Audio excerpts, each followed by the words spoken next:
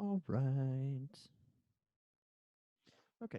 So today we're going to briefly go over some of these videos. I took one of these videos previously, but I found out that they were terrible. So, all right. All we're going to talk about today is melodic phenomena. It's pretty not intense. I believe it should be one of the easier things you've done this semester. So, here's some general features of melodies. Um, so I'm going to leave this first one out for a minute. I'm going to talk about these other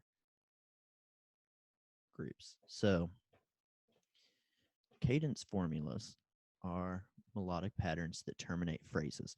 That's whenever a phrase is going off and it has something, a nice little melody, and then it does something really weird, and then it ends, which is what this one does. You have all this ba ba ba ba ba ba ba ba ba ba ba ba ba ba ba ba ba ba ba bigger bigger bigger bigger bigger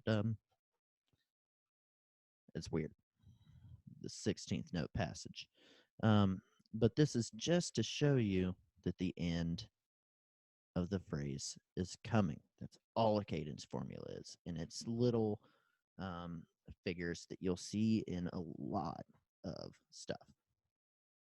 So next is melodic patterns, and that's just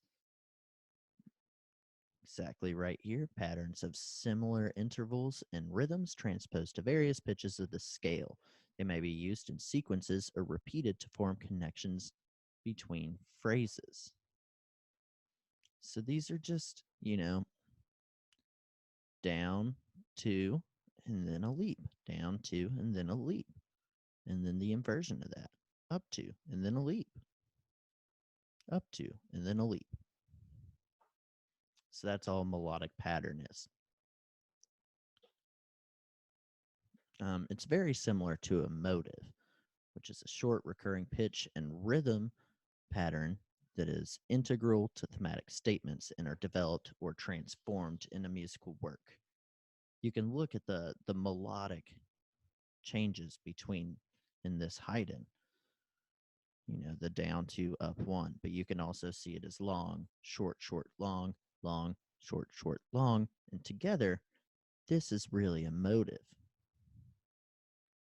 And then it's transposed. Well, it's actually the same thing, but with the final note up a third, and then an inversion. Even though it's half note, quarter, quarter now, it still has the same rhythmic attack as this. It's just articulated differently. So in time, it's essentially the same thing. And you have that again. And that's really how a motive works. You take a little figure and then you just develop it, transpose it, invert it, which is instead of going up, you go down. And you do all that stuff just to, spare it out throughout the melody. So you have contour, which is just how the pitches are arranged. They can ascend, they can descend, they can do, he calls them an arch, which is just up and down, or the inverted arch, which is down and up, or in some kind of combination of the four. And then pitches of the tonic and the dominant chords in the key are used to establish the key of the work. They often occur at cadences or in patterns that unfold intervals or triads.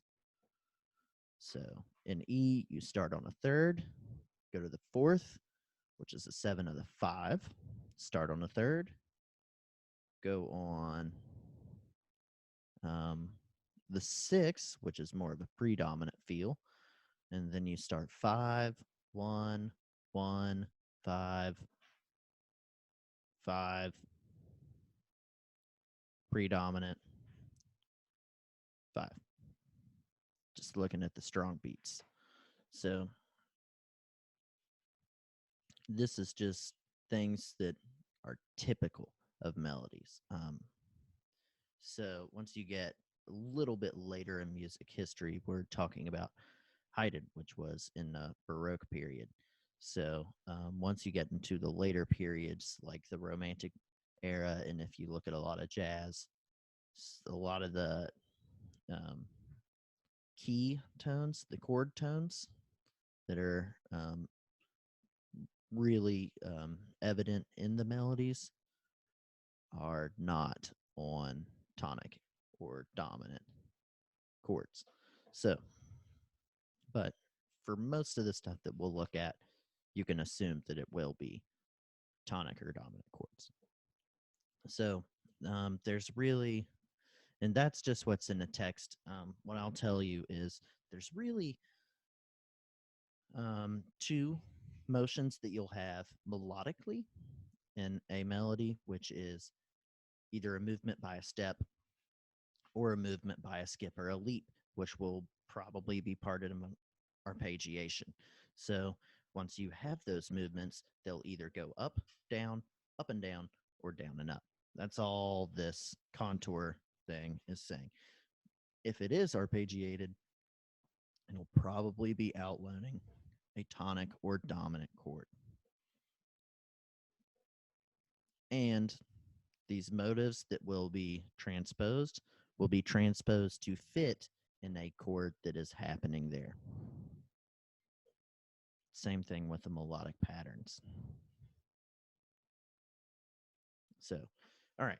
Now, I did say that I skipped out this agogic accent.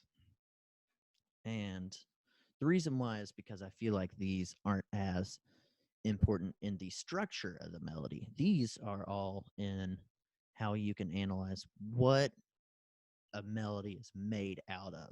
An agogic accent is really more of something that happens in the melody.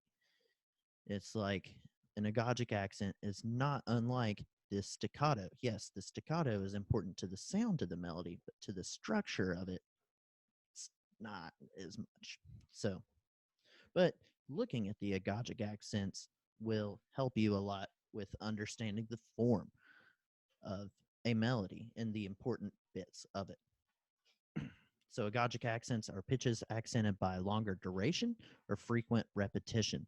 These pitches often occur at cadences or tendency tones or emphasized tones of the melodic structure. So really, you can see that with the strong beats and if something is long. In this case, we'll call a half note or longer, substantially to the rest of the melody. So, and that's something that I looked at earlier. You have the third, scale degree 4, scale degree 3, scale degree 6, scale degree 5, scale degree 1, scale degree 3, scale degree 5, scale degree 2, and scale degree 6. So, and the reason why these pop out, you have ba, ba, ba, ba, ba, ba, ba. You can hear how this is where the stress of this little section is. And this is the stress of this little section. But within the measure, this is the stress. And this is really something that's happening that connects this note to this note. And yeah, you could say you can go straight from here to here, but that doesn't make a good melody. Because then you just have G sharp, A, G sharp, C sharp, B. And that's kind of just boring. Let's add some variation. That's what Haydn got paid.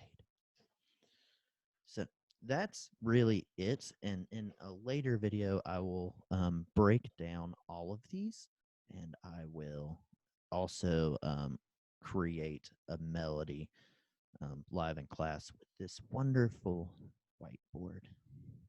So that's it for today, and enjoy the rest of your week.